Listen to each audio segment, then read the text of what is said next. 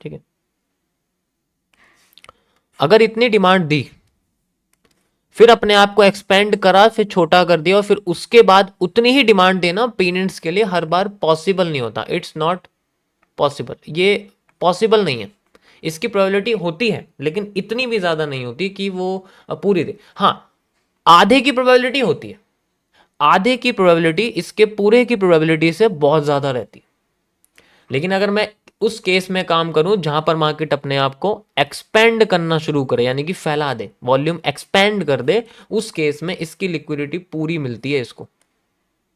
और ये one of the most accurate breakout patterns में आता है। ठीक है, one of the most accurate breakout patterns के अंदर आता है। दूसरी चीज, अब ये ब्रेकआउट का हम यूज कैसे करते हैं, मैं आपको बताऊं इसका यूज कैसे होगा। ये बेसिकली जो ये वाले जो पैटर्न्स होते हैं ना, ये वाला जो ब्लू रे का पैटर्न होता है, इसमें आपकी रिटेस्टिंग जो होती है वो इसी जगह पर आपको देखने मिलेगी, ऊपर की साइड। सारे के सारे पैटर्न तो हमारे WM से ही बनते हैं, और होता क्या है इनके अंदर, MW ही तो होता है और कुछ थोड़ी होता है। तो यहाँ पर अगर W बन गया तो M की क्रॉसिंग के बाद रिटेस्टिंग लेके फिर ऊपर जाने की कोशिश करते हैं। तो ये हिस्सा हमारी एज ए आप कह सकते हो कि किसी ऑर्डर ब्लॉक FVG वगैरह, अगर मैं SMC की बात करूँ, ठीक है, वो उसके बारे में बात। बट जनरली इन पैटर्न्स में ऐसा नहीं होता कि वो अपनी आधी डिमांड देंगे या अपनी आधी सप्लाई देने की कोशिश करेंगे, नहीं, ऐसा नहीं होता इनके अंदर। ये बहुत पावरफुल होते हैं, ये अपनी सप्लाई या अपनी डिमांड को पूरा लेने की पूरी पूरी कोशिश करते हैं। And now on the 1 week time frame, जो कि मुझे लगता है कि मार्केट में कंटिन्यू कैंडल्स के साथ, ये समझ में आया, पहले समझो, ये समझ में आया कि इस पैटर्न का मतलब क्या है, पहले बोलो ये समझ में आया नहीं, बता। मैं इसको पूरा खोल के रख दूंगा आज पैटर्न को, अंदर कैंडल से लेके इसकी विक लाइन तक, छोटे से छोटी डिटेल्स है मेरे पास अभी 1 वीक के टाइम फ्रेम के हिसाब से। ठीक है,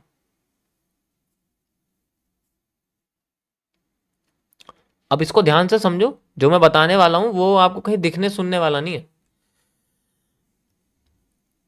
यहां पर जब ये उठ रही थी तो इसके जो कैंडल्स के बॉटम की लाइंस हैं, जिन्हें हम लोग शेडोज कहते हैं, यानी कि अगर हम किसी कैंडल की बात करें, नए लोग ध्यान से सुनना, मैं इस तरीके से समझाऊं कि नए पुराने सबको समझ में आ जाए।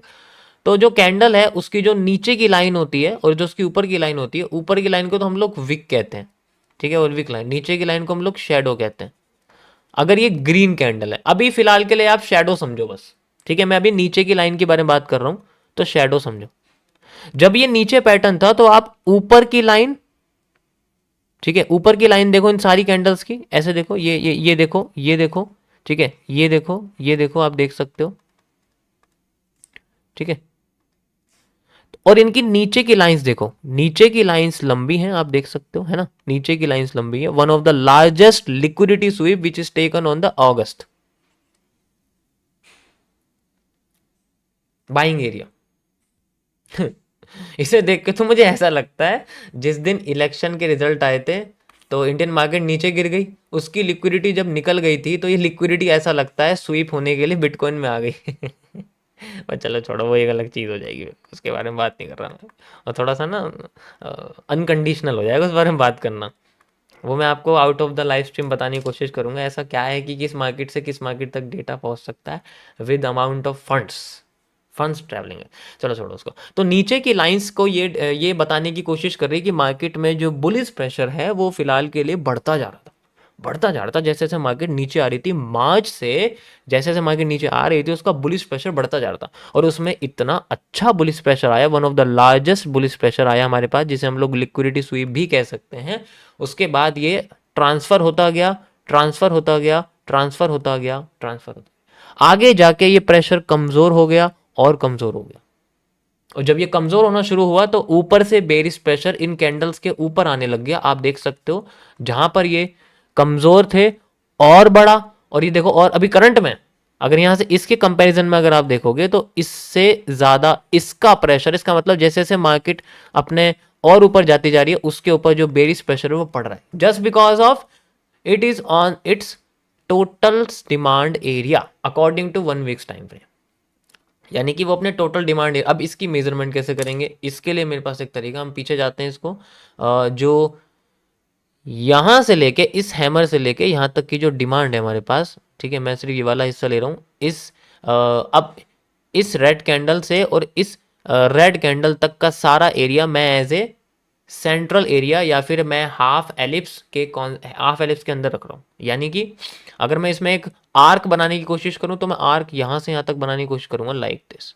ये एक आर्क आप समझ सकते हो, ठीक है, एक आर्क आप यहाँ समझ सकते हो जो मार्केट को इस तरीके से फ्लोट करके ले। देखो ऐसे बन नहीं रही है, ऐसे करके देखो बन रही है ना, बिल्कुल सेम इसी तरीके से लाइन चार्ट में देखोगे तो और इजीली समझ में आ जाएगा। नहीं समझ में आ रहा तो आप एक बार इसको हाइकनाशी में देख लो, और भी इजीली समझ में आ जाएगा, इससे तो और भी बेटर समझ में आ जाएगा, ठीक है। ओके, अब चलो ठीक है, मैंने इसको एज ए सेंट्रल एरिया यहाँ पर डिफाइन कर रखा है। और अब सेंट्रल एरिया की कोई ज़रूरत नहीं, अब इससे पहले की डिमांड जो कि क्रिएट होती है आफ्टर हैमर। आफ्टर हैमर मतलब आफ्टर हैमर, ये देखो ध्यान से, आफ्टर हैमर यानी कि ये वाला जो हैमर है आप देख सकते हो, आफ्टर हैमर, ये वाली मैं डिमांड इस्तेमाल करूंगा आफ्टर द ब्रेकआउट यानी कि after the inverted hammer and I have this, ठीक है। ये आप देख सकते हो, यहाँ से मैंने ये वाली डिमांड ले रखी है। तो अभी अगर आप देखोगे तो मार्केट इसी जोन के अंदर अपने आप को फ्लोट करेगी। वॉल्यूम एग्जॉस्ट इसके अंदर भी है, मैं अगर 1 डे से भी करूंगा, मैं 1 वीक से भी करूंगा, तब भी दिखाएगा ये सेम। यानी कि उसके हिसाब से मार्केट में जो डिमांड है वो बहुत एक्स्ट्रा चल रही है, लेकिन ऊपर से प्रेशर इसी जगह सबसे ज्यादा आया था। आप देखोगे तो जैसे ये रीजन शुरू होती मार्केट में वन ऑफ द लार्जेस्ट ऊपर से बेरिश प्रेशर आना शुरू हो गया था, ठीक है। बट स्कॉट कंटिन्यू, तो ये हमारे लिए एक एक्स्ट्रा। अब बात करते हैं इसके आगे की सप्लाई के बारे में कि हमें कितनी सप्लाई देखने को मिल सकती है। इसके लिए हमें जाना पड़ेगा 2021 में, 2021 में जाना पड़ेगा, वहां से पता लगेगा हमें कि किस तरीके से इसमें 3 कैंडल्स के बाद हमें मूव देखने को मिले। यानी कि यहाँ पर 3 वाइट शोल्डर्स भी बने हुए हैं अगर हम ध्यान से समझें इनको, है ना। ओके चलो पीछे चलते हैं। 2021 में वी हैव ऑन, यहाँ पर आप देखोगे तो पिछले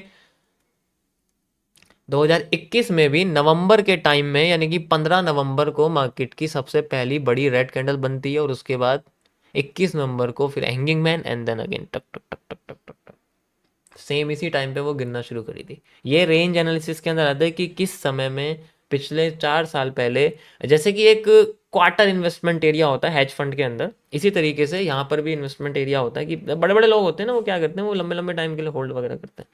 तो उनका एक टाइम होता है, जैसे मैं आपको बताया था कि हर 10-12 हज़ार पॉइंट्स के बाद एकदम से फंडिंग आ जाती है, बिटकॉइन फिर उड़ जाता है। जैसे ही 82,000 में पहुंचेगा फिर फंडिंग आ जाएगी, फिर 90 पे चला जाएगा, 90 पे है तो फिर फंडिंग आ जाए, फिर 99 पे तो इस तरीके से आप इसका पूरा, मैंने बता चुका हूँ इसके बारे में पहले, ठीक है, उसकी ज़रूरत नहीं है। तो यहां पर भी हमारे पास ये 3 कैंडल्स बनी थी। अब इनका नेचर समझने की कोशिश करना, ध्यान से देखना, इनके ऊपर की साइड का प्रेशर बढ़ता जा रहा था, बढ़ता जा रहा था, यहां भी बढ़ा एंड देन ऊपर और बढ़ता गया एंड देन कुछ टाइम बाद ही मार्केट ने रिवर्सल देना शुरू कर दिया, यानी कि वॉल्यूम बर्स्ट में जाके इसने रिवर्सल लेना शुरू कर दिया। अब इनके नीचे की तैयार करो, नीचे इनका प्रेशर कमजोर और कमजोर और कमजोर एंड देन बिल्कुल आगे जाके तो कैंडल ही खत्म हो गई, ग्रीन बनी नहीं। तो यहां पर भी यही चीज हो रही थी, लेकिन ये टाइम अक्टूबर का था, अभी हमारे पास टाइम नवंबर का, थोड़ा बहुत तो शिफ्टमेंट होता रहता है, उससे कोई दिक्कत नहीं। This is the repeating of structure, we can repeat from now. 1 week के हिसाब से इसी को कॉपी पेस्ट कर सकते हैं, जितना मेरा पर्सनल कॉन्सेप्ट कहता है। तो ये था गाइस हमारा आज का 1 वीक का टाइम फ्रेम, और साथ में इसके 1 वीक के हिसाब से एनालिसिस।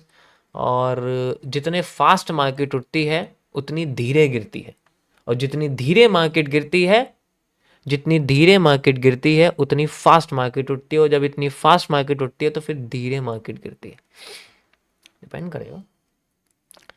तो ये था गाइज आज का मेरा 1 वीक के टाइम का एनालिसिस, एंड ये खत्म होगा 2025 के मई जून में जाके, ठीक है।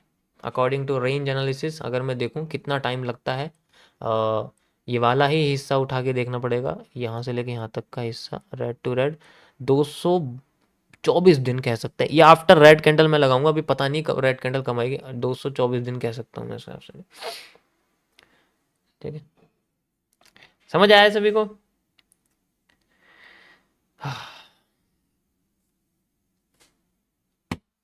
मेरी स्ट्रीम पर कोई भी ट्रेडिंग नहीं करेगा, बाय सेल की भीख मांगने नहीं आएगा, पहले सुन लो। यस।